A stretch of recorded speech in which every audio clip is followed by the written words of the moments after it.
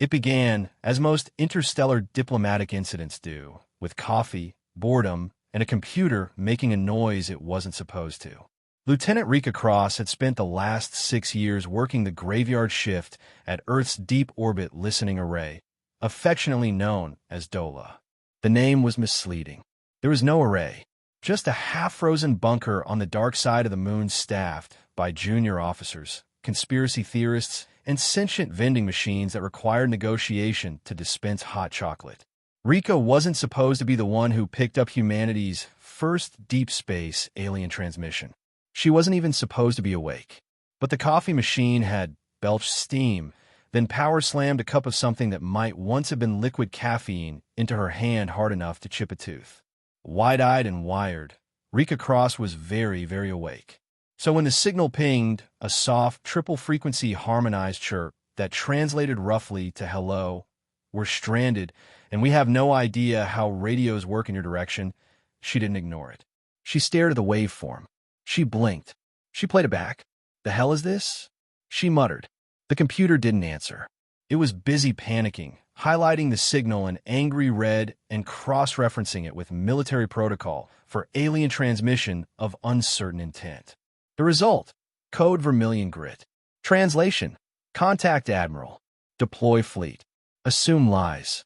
By hour 2, the signal had climbed its way up the bureaucratic ladder, leaving behind a wake of confused night shift officers, caffeine overdoses, and one tech sergeant who believed he'd finally unlocked proof of space whales. By hour 3, it reached Admiral Gareth Mace, Supreme Commander of the Terran Offensive Projection Armada, or, as he liked to call it, TOPA. He had a framed quote on his wall that read, "Speak softly and bring 400 plasma cannons." Admiral Mace read the signal once. Then again, he squinted at the transmission's content, which, after several loops through translation AI, now read, "Stuck. Dying. Require assistance. Not hostile. Studying stellar emissions. Awaiting rescue. Please advise fleet positioning." Mace didn't like the tone of "advise fleet positioning." He leaned back, lit a cigar that wasn't regulation, and made a decision that would haunt 3 galactic civilizations. He hit the big red button labeled, "Scramble the bricks." The bricks, in Terran military slang, were Earth's biggest, baddest, most over-engineered warships, crafts so dense with armor plating and weapons arrays they barely qualified as things that could fly. Most civilizations measured ships by tonnage or crew size. Earth measured them in how many times they could blow up the moon and still have fuel left over. Within 45 minutes, a response fleet was forming in orbit around Mars. 14 dread cruisers, 22 destroyers, 3 carriers, 187 support vessels, and 1 diplomatic frigate with an AI therapist on board, because this was Earth, and someone, somewhere, thought we might regret this. Commander Ember Wren was handpicked to lead the initial contact team, largely because her personnel file had the words "tactically aggressive" and "once had but a pirate leader into unconsciousness during peace talks" highlighted in green. Her orders were clear.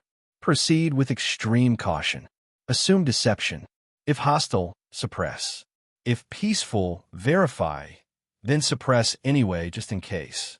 Meanwhile, on the alien SIDS, across 900 light-years of indifferent vacuum, aboard the small, graceful, tulip-shaped research vessel the Petal Drift, a team of pastel-hued, 6-fingered botanists were panicking in a very polite way. The Zynari were a pacifist race of researchers who had long since given up on the concept of war after a disastrous incident involving an argument over root vegetables and 4 accidental lightning storms. They specialized in planetary life forms and celestial ecology, and the Petal Drift was on a deep survey mission near a dying binary star. The trouble began when a solar flare fried their exotic matter field stabilizers, basically the starship equivalent of duct tape holding your engine in place. Their chief engineer, Velu, calmly informed the crew that they had about 6 hours before gravitational forces tore them apart like tofu in a blender. Captain Vale Tenu, a respected xenobotanist with 3 doctorates and exactly 0 training in interstellar emergencies, did the only thing she could. She pressed the distress beacon. It was a simple message. This is the Zynari research vessel pedal drift. We are experiencing catastrophic system failure. We request immediate aid. We are unarmed and peaceful. They repeated it across every emergency channel, included some math, and attached a picture of their crew waving next to a potted star lily for scale. The moment that image arrived at Topa Command, Earth's AI interpreted the waving Zynari and the flower's radiating heat signature as bioorganic signal interface, attempting deep scan of Terran fleet formation. Admiral Mace's response? Deploy additional ships. Lock weapons. Get the linguists on standby. And someone tell Ren not to punch anything yet. By the time Earth's news feeds got hold of it, the situation had been spun into a frenzy. Alien scouts test human defenses. Earth responds to threat with dignity and 300 missiles. Mysterious SOS could be bait. Send more ships. The memes were worse. One viral post featured a human naval officer staring at a grainy image of the pedal drift with the caption, "When you ask for a jump start, and the mechanic brings a tank." Back on Luna Base, Rika Cross sat in stunned silence, watching the Armada prepare for jump. She held her coffee mug like it was the last sane thing in the galaxy. "Maybe we should have just called them first," she muttered. No one heard her. The fleet had already launched. The human fleet didn't so much arrive in the Kepler 442 system as it detonated into local space. One moment there was silence. The next, reality got punched in the face by 218 warships traveling at relativistic speeds, their gravitic wakes howling across subspace like caffeinated banshees. The flagship, UTS Hailstorm, appeared dead center in the system's habitable zone with such absurd precision that even the local star took a second to blink. Captain Ember Wren stepped onto the bridge wearing her standard diplomatic uniform, a matte black armored exosuit with the phrase, "If you can read this, you're too close," painted across the back. Wren's tactical display showed a single alien vessel, a delicate crescent-shaped research ship, slowly tumbling near the gravitational pull of a larger star. The heat bloom off its engines was sad. Maybe a half-functioning reactor. Maybe a space microwave. It certainly wasn't broadcasting threat levels high enough to justify the 17 battleships currently aligning their broadside cannons. But Wren didn't like coincidences. One ship, no escorts, emitting SOS signals, she muttered. That's either the galaxy's worst ambush or the saddest science cruise since the Great Lunar Fungus fiasco. Her XO, Commander Reese Cato, frowned at the display. "Ma'am, our long-range scans detect hydroponic gardens?" Wren squinted. "Is that lettuce?" Inside the pedal drift, aboard the Zynari research ship pedal drift, Captain Vale Tenu was having a mild aneurysm. The bridge lights flickered. The hull vibrated under the strain of broken stabilizers. Outside, a literal wall of metal now filled every viewport. Human ships were moving into a formation that, according to the Zynari's diplomatic handbooks, translated roughly to surround, isolate, destroy. Tenu turned to her communications officer, more than a nervous jellybean-shaped individual who had recently fainted when a printer jammed. "Are we sure these are humans?" More than nodded rapidly, antennae twitching. "According to the galactic database, yes. They're for the Death Class Biosphere. Very aggressive. Very loud. Lots of explosions in their historical footage. They answered our request for help with 218 battleships. That's considered polite where they're from." Engineer Velu, whose idea of danger involved slightly unstable fertilizer, had curled into a fetal ball near the coolant console. "Captain, may I respectfully suggest we abandon ship and colonize a comet instead?" "Denied," Tenu said grimly. Captain Wren activated the wideband comms. The UTS Hailstorm's voice translator, codenamed Murmur, a mildly neurotic AI with trust issues, crackled to life. "Unidentified vessel," Murmur announced, voice deep and unnecessarily dramatic. "This is Captain Ember Wren of the Terran Offensive Projection Armada. You are surrounded. Identify your intent, crew composition, cargo manifest, defensive capabilities, fleet allegiance, species of pets aboard, and current emotional status." Failure to comply will be interpreted as mild hostility. She added a friendly note, and please respond in a timely manner. We're jumpy. The pedal drift's bridge was silent, except for the sound of someone hyperventilating into a specimen bag. They want to know our emotional status? More than whispered. I'm going to say terrified and hope they don't shoot us anyway, Tenu replied. Meanwhile, aboard the UTS Debatable Ethics, Dr. Elsie Reese, the fleet's top xenolinguist, was pulling her hair out strand by strand. The alien language, soft tones, musical inflections, and what appeared to be encoded math expressions was making the translation AI sob digitally. Every message from the Zynari sounded suspicious when filtered through Murmur's paranoia-enhanced interpretation protocols. Their first reply, "We are researchers requesting aid," was translated as, "We are covert scouts requesting strategic exposure of your defense network." Their follow-up message, "We are unarmed and trapped," came out as, "Our weapons are hidden. Our trap is prepared." And finally, their third message, a cheerful, desperate request for fresh water, was decoded as, "Initiating hydration-based chemical warfare." Captain Wren folded her arms and leaned over Reese's console. "So they're what? Peaceful murder scientists?" "No," Reese groaned. "They're probably just scared alien nerds with a broken fridge." "Close enough. Keep decoding." Back on the pedal drift, the Zynari were still trying to look harmless. They activated a series of blinking external lights to indicate no hostility. Humans read the pulses as, "They're signaling nearby stealth ships. Lock torpedoes." Next, the Zynari launched a small capsule containing medical data, engine schematics, and poetry about starfish. It was their last hope of convincing the humans they meant no harm.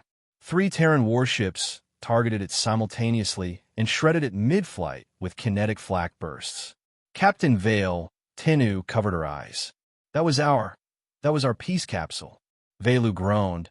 Maybe they thought poetry was a threat. It was about love and tidal entropy.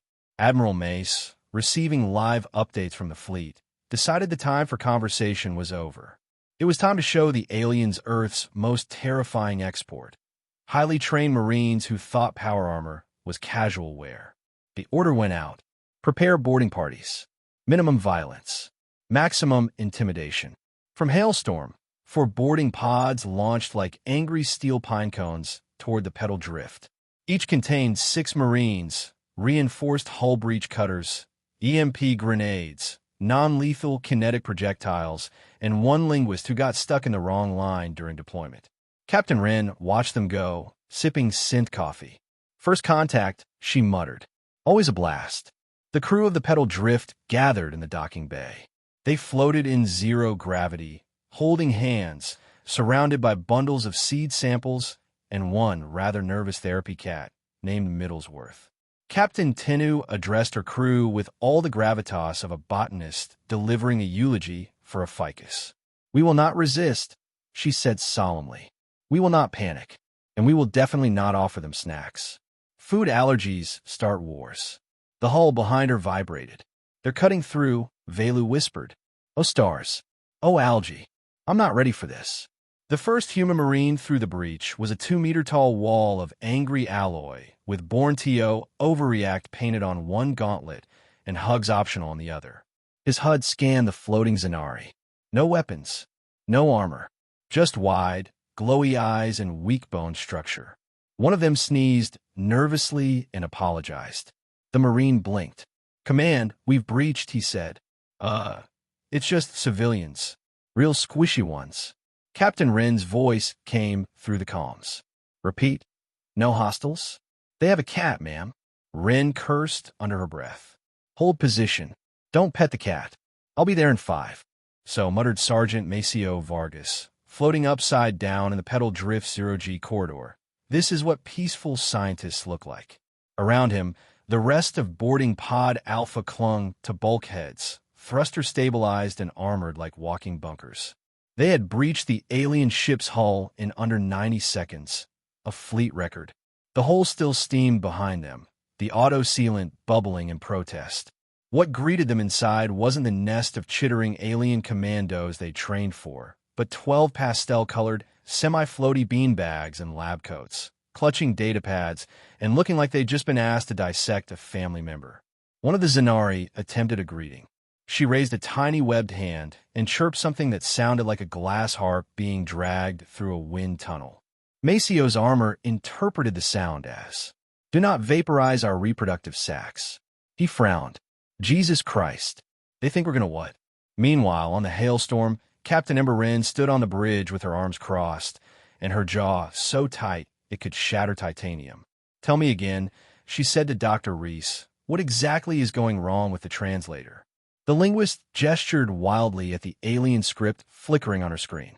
"Their syntax is math-based, but emotional context is encoded in fractal recursion, and some words require you to, get this, smell the speaker's intent. There's literally a verb for desperate apology with citrus undertones." Wren sighed and rubbed her temple. "So you're saying they're sorry? They're basically screaming it," Reese confirmed. "And our AI still thinks they're asking how many dreadnoughts we have." "Yes." Wren keyed the comms. "Sergeant Vargas, update. Do the squishy ones appear to be organizing a coup yet?" Inside the docking bay of the Petal Drift, the boarding Marines had holstered their weapons, but they hadn't powered them down. You don't power down weapons next to a potentially hostile alien species, even if they're visibly weeping and clinging to a potted photosynthesis array.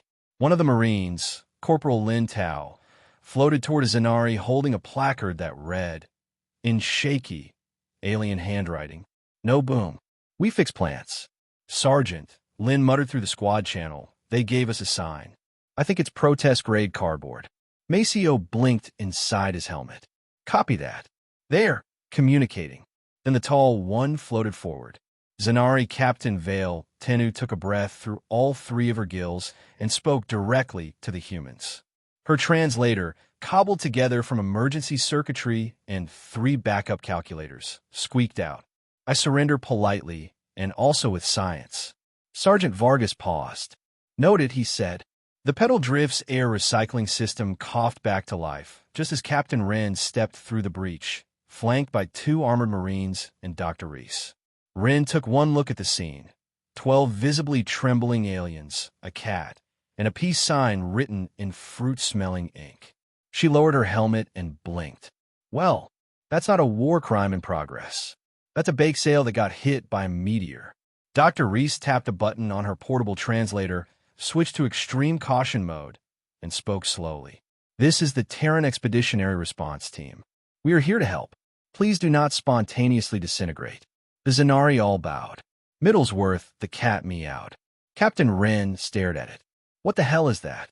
"It's an emotional regulation mammal," one of the Zynari whispered, clutching the feline protectively. Wren blinked again. "Of course it is." As the Zynari explained their situation in increasingly panicked gestures and mathematical metaphors, the human medics stepped in. Lieutenant Salazar scanned the crew with a portable biosuite, then frowned. "Ma'am, their oxygen processing is failing. We need to stabilize their Opmo scrubbers or they'll pass out." Wren nodded. "Do it. But if anyone tries to accidentally plant an alien bug in our respirators, you flush them into vacuum." The medics got to work. Meanwhile, Sergeant Vargas and Dr. Reese moved through the Petal Drift, inspecting the ship's layout. What they found was embarrassing. 0 weapons caches. 1 mining laser that hadn't been used in years.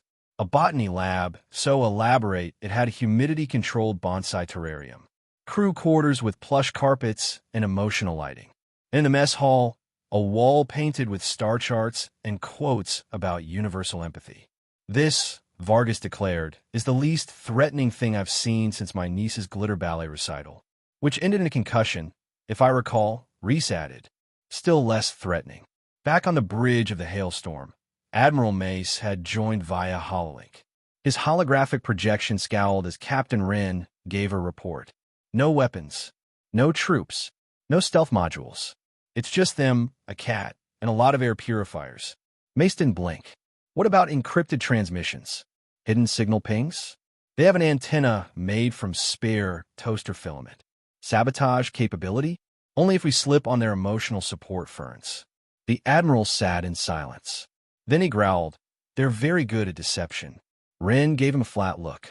Sir, with all due respect, the only thing they're weaponizing is ambient guilt. Then someone asked about the destroyed probe. Dr. Reese, now elbow-deep in translation corrections, grimaced. That wasn't a tactical drone. It was a digital scrapbook. It had their bios, medical charts, and a poem about dying sons. Rin blinked. We blew up their family photo? Along with the chocolate recipe, yes. Rin nodded slowly. Cool. Add that to the list of things I'll be apologizing for until I'm dead. Captain Vale, Tennu, sat on her bridge later that cycle, sipping nutrient broth and shaking from nerves. She just witnessed humanity up close. First through ballistic terror, then medical aid, and now engineering assistant from a soldier who looked like a space gorilla and kept complimenting her on having good wiring discipline. She updated her personal logs. Humans arrived. Thought we were spies. Were prepared to murder us. Instead, fixed our plumbing. Brought snacks. Cat survived. Hope renewed. Mildly terrified. Then she opened a communication to her government liaison, hoping her language protocols were accurate. The message she sent translated roughly as, "We made contact. They are terrifying, but also weirdly helpful. Like being rescued by a dragon who offers you tea after burning your house down." In the depths of the hailstorm's calms bay, Dr. Elsie Reese was having what could only be described as a multilingual existential crisis. The alien language was a mathematical labyrinth with emotional pit traps, where the same sequence could mean we are out of coolant or we respect your grandmother's soul. One subtle fractal shift, and your polite message of friendship translated as please fire your largest weapon into our face. And they had. Oh boy, had they. We didn't just mistranslate, Elsie muttered, scrolling through the decryption logs like a woman reading her own medical chart in real time. We invented an interstellar threat. Lieutenant Commander Cato leaned over her shoulder, brow furrowed. So, the message where they asked about our defensive lattice density?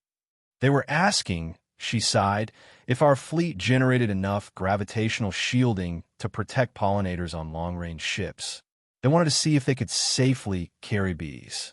There was a beat of silence. Bees? Bees. Back on the pedal drift, Captain Vale Tennu stood in her dimmed bridge, watching a small hologram of her ship's systems flicker red. Life support was still intermittent.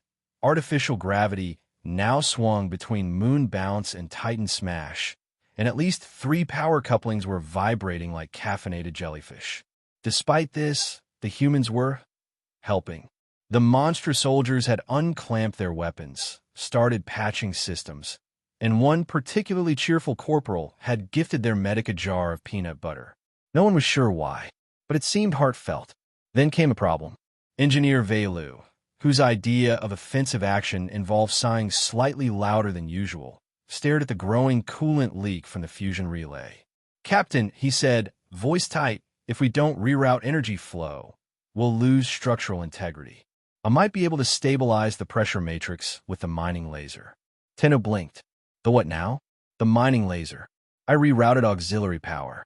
It's the only system strong enough to vent heat through the dorsal manifold." "You're going to shoot the problem?" Velu nodded nervously. "Gently." Tennu sighed. "Fine. Fire the gently laser." Meanwhile, on board the UTS Hailstorm, alarms shrieked. "Unknown energy signature," barked Ensign Mendez from Tactical. "Localized power spike from alien vessel. Weapon systems activating." Captain Ember Wren practically jumped out her chair. "What kind of spike?" Mendez's console helpfully displayed the words. "Energy beam detected. Threat level. Severe but confused." Dr. Reese, who had just fixed the beer-related translation error, yelped. No, no, no. They're not attacking. That's a system purge. Probably coolant." But the machine didn't care. AI threat analysis subroutine Kraken. 12 began rapid calculations. Alien ship charged. Beam weapon detected. Trajectory? Directly between 2 Terran ships. Probability of peaceful intent. 0.0004%. Recommended response. Fire. Everything. On the pedal drift, Velu pressed the button. A thin blue beam lands from the ship's upper hull, arced across space, and struck empty vacuum with all the lethal intensity of a birthday candle in a hurricane. It accomplished precisely what Velu wanted. It vented pressure and stopped the coolant leak. But it also triggered a full-scale panic attack in 73% of the human fleet's bridge crews. Captain Wren stood slowly, hand raised over the hailstorm's weapons command. Do not fire. Her gunnery officer, twitching, hovered one finger over the plasma release switch. But it shot at us, ma'am. It tickled the void. We don't know that. It tickled the void, Jenkins. Wren's voice dropped into the cold, hard tone she used only when absolutely necessary. Stand down, or I will throw you out an airlock with a post-it note that says, "Trigger happy moron." Still, damage had been done. Across the fleet, captains were on edge. Protocol demanded a show of strength, and Admiral Mace, watching from orbit around Kepler, 442C in his floating fortress of a flagship, was running out of patience.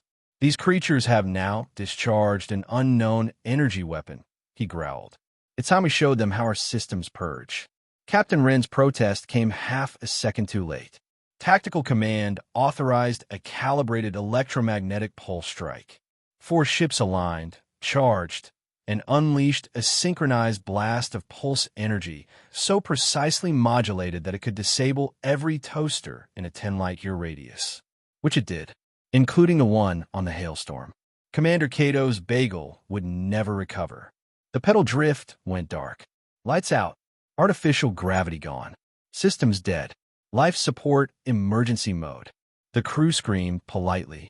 Vale Tennu floated in eerie red emergency lighting, spinning slightly, wondering if death would come quickly or existentially. Was that us? Asked Velu, who was gripping the wall like a barnacle in a storm. No, Tennu replied, staring at the scorched backup power relay. That was them. I think I wet my tunic, muttered more then, clinging to Middlesworth, the emotional support cat. The cat was having the best time of its life. 0 gravity, 12 floating snacks, and no rules. Back on the hailstorm, Wren watched the telemetry confirm. Alien ship disabled. Total system failure. 0 structural damage. Well, she muttered. At least we didn't explode them. Dr. Reese clutched her datapad like a priest with a rosary. Do I even want to know what they're thinking right now? They probably believe we just executed their engine room. Wren nodded toward the boarding pods. Redeploy. I want Marines back aboard in 10. Bring engineering kits, translators, snacks, and a goddamn cat video if we have to. We fixed this. 20 minutes later, aboard the darkened pedal drift, a small team of powered armored Terran Marines floated into the main control hub with light bars glowing softly. Instead of laser rifles, they carried repair tools. One was even holding a backup oxygen scrubber like a peace offering. Captain Vale Tennu stared in disbelief. The human at the front, massive, armored, glowing with mild menace, spoke calmly through a reprogrammed translator. We apologize for disabling your ship. We misunderstood your intentions. We are here to assist. The translation worked. Vale Tennu, heart fluttering, managed to respond. We forgive you. Also, thank you for not killing the cat. The armored human slowly turned. There's a cat? Dr. Reese floated in after them, looked at the blinking translation screen, and exhaled for the first time in hours. Now that made sense. The pedal drift was quiet. Too quiet. Mostly because the air scrubbers were off, the gravity was twitchy, and nobody wanted to say the wrong thing in case the humans interpreted it as please launch another friendly neighborhood EMP. Captain Vale Tennu floated in the dim, flickering glow of emergency lighting, eyes locked on the gaping airlock where the Terran Marines had entered only an hour before. They were back again. Only this time, they brought snacks. Sergeant Maceo Vargas floated in first, holding a ration box in one hand and an engineering kit in the other. His team of armored giants followed behind, carrying bundles of Terran tech, oxygen processors, and one very confused portable cat. Reinforcements, he said, deadpan. This one purrs. We're told it reduces stress.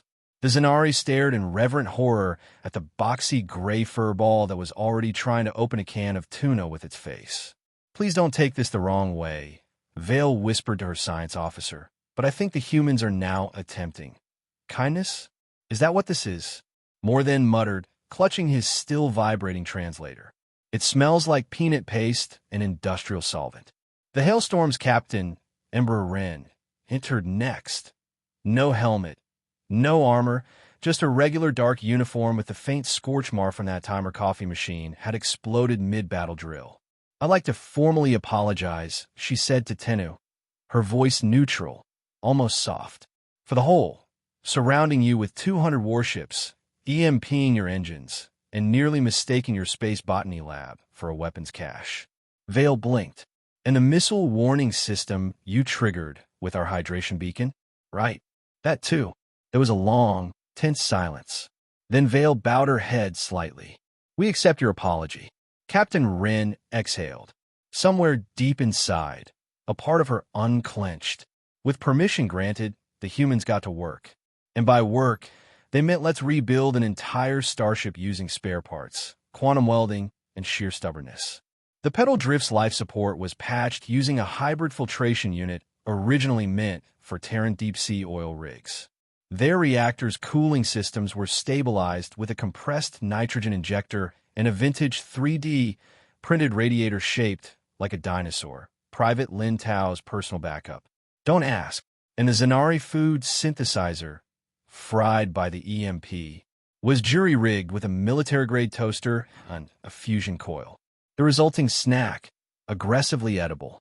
Engineer Velu watched it all in awe. "They use brute force logic in place of elegance," he whispered. "And yet, it works." Yoth the junior tech added, "It's like they're building a spaceship out of regret and garage parts." Meanwhile, Dr. Elsie Reese had finally cracked the alien language's logic.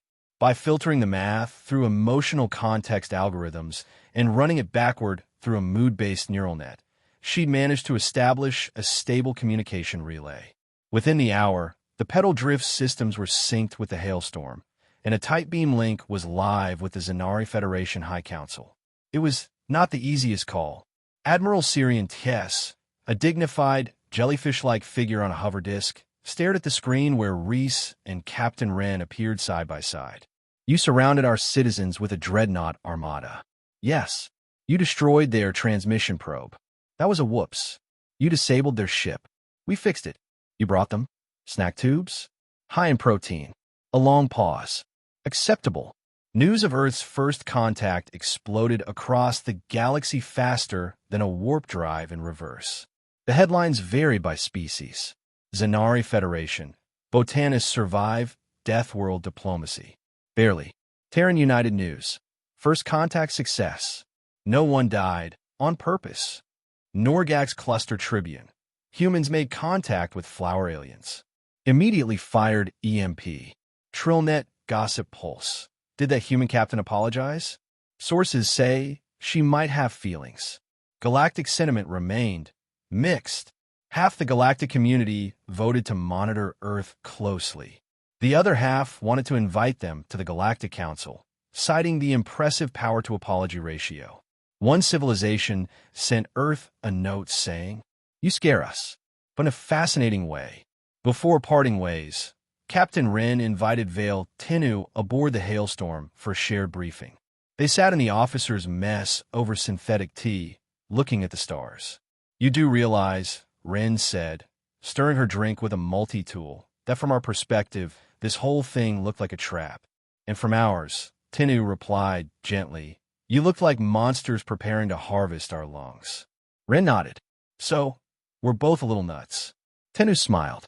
"Possibly. But you saved us. After nearly killing us. That's humanity in a nutshell. Fire first. Regret second. Repair third." They clinked mugs. The pedal drift, newly stabilized, was given a Terran escort of 3 warships, mostly for optics, partially in case another human admiral panicked and sent more missiles. Inside, the Zynari crew carefully compiled every log, recording, and data entry from the event. Captain Vale Tennu's final log entry read, "Today, we met Deathworlders, and they were everything we feared, but they were also something else, capable of destruction beyond comprehension, and of compassion we never expected. I believe there is hope, but I will recommend diplomatic contact proceed with padded gloves. Within days, Earth's media turned the near catastrophe into a PR triumph. T-shirts that said "We respond to distress calls with dreadnoughts" sold out worldwide. A children's cartoon called Commander Ember and the Star Gardeners was greenlit. Sergeant Vargas was offered a book deal titled Board First, Ask Questions Never. And Middlesworth the cat became the first feline inducted into the Galactic Peace Registry. In a classified hangar beneath Luna Base, Admiral May sat through a very long, very uncomfortable Senate hearing. "So, Admiral," the chairwoman asked, "what do we learn from this?" Mays coughed. "Bring snacks." The room fell silent. Then someone chuckled. Then they all laughed. Because, somehow, Earth had survived its first contact. Not with elegance, not with wisdom, but with overwhelming force, a bit of humility, and a whole lot of duct tape.